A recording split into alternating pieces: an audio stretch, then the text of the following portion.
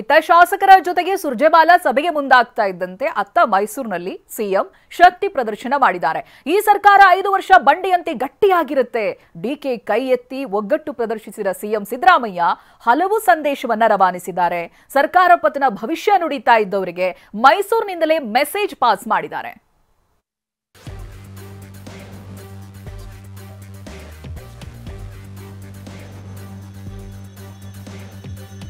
ಈ ಸರ್ಕಾರ 5 ವರ್ಷ ಬಂಡೆಯಂತೆ ಭದ್ರವಾಗಿರುತ್ತೆ. ಈ ಸರ್ಕಾರ 5 ವರ್ಷ ಬಂಡೆ ತರ ಭದ್ರವಾಗಿರುತ್ತದೆ. ದಸರಾಗೆ ಚಾಲನೆ ಬಗ್ಗೆ ಸಿದ್ದರಾಮಯ್ಯ ಕೊಟ್ಟ ಸುಳಿವೇನು? ಬಿಜೆಪಿ ಪಂಚಾಂಗ ನೀವು ಸರಿ ಮತ್ತೆ ನಾವಿಬ್ಬರು ಚೆನ್ನಾಗಿದ್ದೇವೆ. ಡಿಕೆ ಕೈ ಎತ್ತಿ ಶಕ್ತಿ ಪ್ರದರ್ಶಿಸಿದ ಸಿಎಂ. ನಾವಿಬ್ರು ಚೆನ್ನಾಗಿದ್ದೀವಲ್ವಾ? ಬೆಂಗಳೂರಿನ ಕೆಪಿಸಿಸಿ ಕಚೇರಿಯಲ್ಲಿ ಅಸಮಾಧಾನ ತಣಿಸೋ ಸಭೆ. ಮೈಸೂರಿನಲ್ಲಿ ಜೋಡೆತ್ತುಗಳ ಶಕ್ತಿ ಪ್ರದರ್ಶನ. ಕ್ರಾಂತಿ ಎಂದವರಿಗೂ ಕೌಂಟರ್. ದಸರಾಗೆ ಸಿಎಂ ಚಾಲನೆ ಕೊಡಲ್ಲ, ಹೊಸ ಸಿಎಂ ಬರ್ತಾರೆಂಬ ಬಿಜೆಪಿ ಭವಿಷ್ಯಕ್ಕೂ ಡಿಚ್ಚಿ. ಮೈಸೂರಿನಲ್ಲೇ ನಿಂತು ಪರೋಕ್ಷವಾಗಿ ದಸರಾಗೆ ಚಾಲನೆ ಕೊಡ್ತೀನಿ ಸಿಎಂ ಸಂದೇಶ ನೀಡಿದ್ದಾರೆ. ಡಿಕೆ ಶಿವಕುಮಾರನ್ನ ಪಕ್ಕದಲ್ಲೇ ನಿಲ್ಲಿಸಿಕೊಂಡು ಈ ಸರ್ಕಾರ 5 ವರ್ಷ ಬಂಡೆಯಂತೆ ಗಟ್ಟಿಯಾಗಿರುತ್ತೆ, ನಾವಿಬ್ಬರು ಚೆನ್ನಾಗಿ ಇದ್ದೇವೆ ಅಂತ ಕೈ ಎತ್ತಿ ಒಗ್ಗಟ್ಟು ಪ್ರದರ್ಶಿಸಿದ್ದಾರೆ. ಈ ಸರ್ಕಾರ 5 ವರ್ಷ ಬಂಡೆ ತರ ಭದ್ರವಾಗಿರುತ್ತದೆ.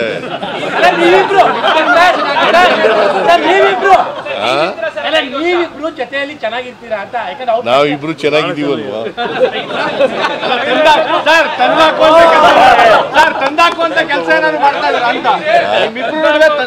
ನೋಡಪ್ಪ, ಯಾರು ಹೇಳಿದ್ರು ನಾವು ಕೇಳಲ್ಲ.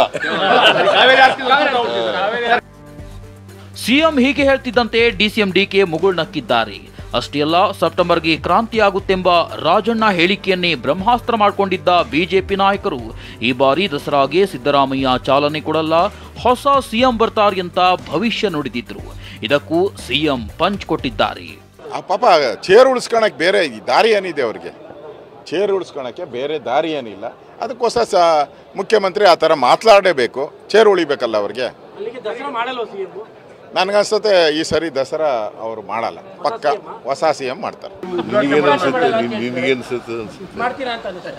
ಸರಿ ಮತ್ತೆ ನೋಡಪ್ಪ, ಬಿಜೆಪಿ ಅವರು ಇದಾರಲ್ಲ, ಸುಳ್ಳು ಹೇಳೋದ್ರಲ್ಲಿ ನಿಶ್ಚೀಮರು. ನಾನು ಇವನು ಚೆನ್ನಾಗೇ ಇದ್ದೀವಿ. ಅವನು ಶ್ರೀರಾಮುಲು ಹೇಳಿದ್ನಲ್ಲ, ಅವ್ ಎಷ್ಟು ಸರಿ ಗೆದ್ದು ಸೋತಿರೋದು? ಎಷ್ಟು ಸರಿ ಸೋತಿರೋದು? ಪಾರ್ಲಿಮೆಂಟ್ಗೂ ಸೋತ, ಅಸೆಂಬ್ಲಿಗೂ. ಸಚಿವರ ವಿರುದ್ಧ ಶಾಸಕರು ಸಿಟ್ಟಾಗಿದ್ದಾರೆ. ಸಚಿವರು ಕೂಡ ದುಡ್ಡಿಲ್ಲ ಅಂತ ಹೇಳಿಕೆ ನೀಡಿದ್ದಾರೆ. ಕ್ರಾಂತಿ ಆಗುತ್ತೆಂಬ ಭವಿಷ್ಯ ನುಡಿಯುತ್ತಿದ್ದಾರೆ. ಇದನ್ನೆಲ್ಲ ಶಮನಗೊಳಿಸಲು ರಾಜ್ಯ ಕಾಂಗ್ರೆಸ್ ಉಸ್ತುವಾರಿ ರಣದೀಪ್ ಸಿಂಗ್ ಸುರ್ಜೇವಾಲಾ ಅಸಮಾಧಾನ ತಣಿಸೋಕೆ ಬೆಂಗಳೂರಿಗೆ ಎಂಟ್ರಿ ಕೊಟ್ಟಿದ್ದಾರೆ. ಅತ್ತ ಮೈಸೂರಿನಲ್ಲಿರೋ ಸಿಎಂ ಡಿಸಿಎಂ ಕೈ ಎತ್ತಿ ಒಗ್ಗಟ್ಟಿನ ಪ್ರದರ್ಶನ ಮಾಡಿದ್ದಾರೆ.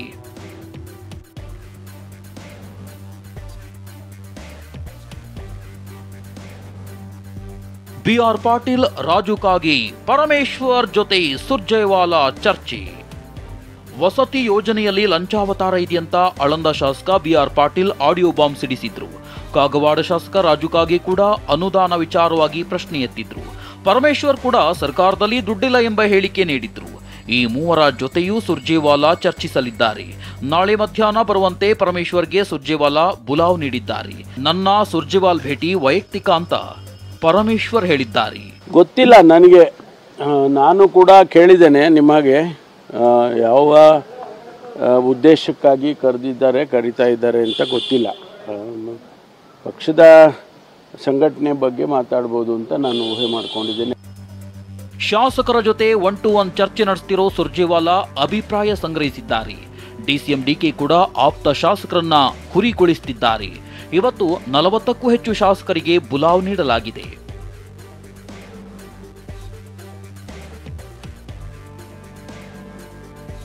ಬುಲಾವ್ ಬಂದರೂ ಬೆಳಗಾವಿ ಬಿಟ್ಟು ಬಾರದ ರಾಜುಕಾಗಿ ಮತ್ತು ಸುರ್ಜೇವಾಲಾ ಭೇಟಿ ಸಮಯ ಇವತ್ತು ಮಧ್ಯಾಹ್ನ 2 ಗಂಟೆಗೆ ನಿಗದಿಯಾಗಿತ್ತು. ಆದರೆ ಸುರ್ಜೇವಾಲಾ ಬುಲಾವ್ ಬಂದರೂ ರಾಜುಕಾಗೆ ಬೆಳಗಾವಿ ಬಿಟ್ಟು ಬಂದಿಲ್ಲ. ಇಂದು ಕೆಪಿಟಿಸಿಎಲ್ ಹಾಲ್ನಲ್ಲಿ ಸಾರಿಗೆ ನಿಗಮದ ಸಭೆ ಇರೋದ್ರಿಂದ ಇಂದಿನ ಸುರ್ಜೇವಾಲ್ ಸಭೆಗೆ ರಾಜುಕಾಗೆ ಗೈರಾಗಿದ್ದಾರೆ. ನಾಳೆ ಬೆಳಗ್ಗೆ 11 ಗಂಟೆಗೆ ಸುರ್ಜೇವಾಲ್ರನ್ನ ಭೇಟಿಯಾಗಲು ನಿರ್ಧರಿಸಿದ್ದಾರೆ.